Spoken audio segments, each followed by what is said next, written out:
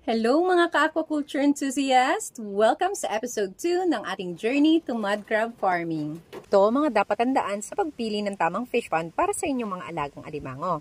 Una, pumili ng angkop na lugar. Dapat alamin mo kung saan ang pinakamainam na lokasyon para sa inyong alimango farm. Tiyakin mo na ang pond na iyong mapipili ay may sapat na access sa tubig alat at tubig tabang. Dapat mayroon din itong maayos na drainage system. Kailangan din na ang lokasyon ay malayo sa bahaing lugar at hindi basta-basta umaapaw kapag may bagyo. Pangalawa, tamang sukat ng pond. Depende ito sa dami ng alimangong nais ninyong palakihin. Kung marami kayong nais alagaan, maaari kayong pumili ng 1 hanggang 3 ektarya na sukat ng fish pond. Tandaan na ang lugar na pipiliin ay nakabatay din sa inyong budget. Kung nagsisimula pa lang, pwede kayong maglagay ng mga alimango sa 300 hanggang 500 square meters na lugar. Pangatlo, subaybayan ang kalidad ng lupa. Ang lupa sa ilalim ng pond at sa paligid nito ay dapat matibay para hindi basta-basta masisira o guguho.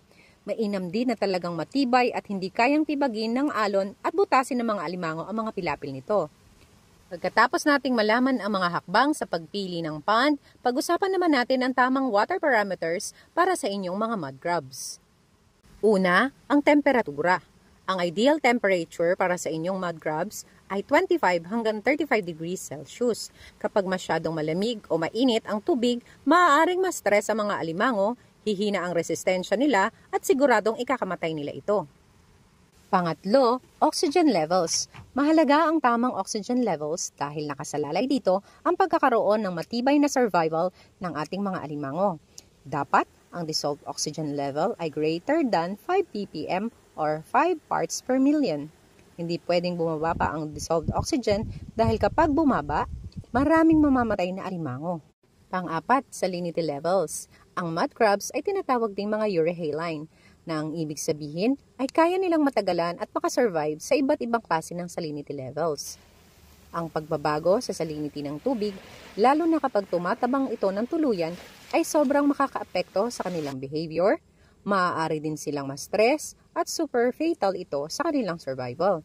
Ang tamang salinity para sa mud crabs ay 25 hanggang 35 parts per thousand. Panglima, ang ammonia levels. Ang ammonia ay ang pinakamalupit na killing substance sa tubig pagdating sa pag-aalaga ng mga alimango.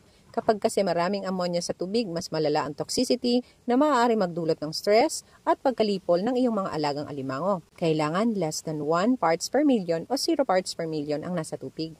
O mas mainam nga kung walang traces nito. Maraming salamat sa inyong panonood at sana'y may natutunan kayo ngayon sa ating vlog.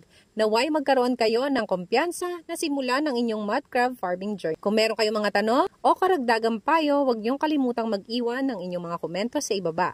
Para sa mga karagdagang impormasyon tungkol dito, huwag niyong kalimutang mag-subscribe sa aming channel at i-click ang notification bell para lagi kayong updated. Kita-kits tayo sa mga susunod na videos. Bye!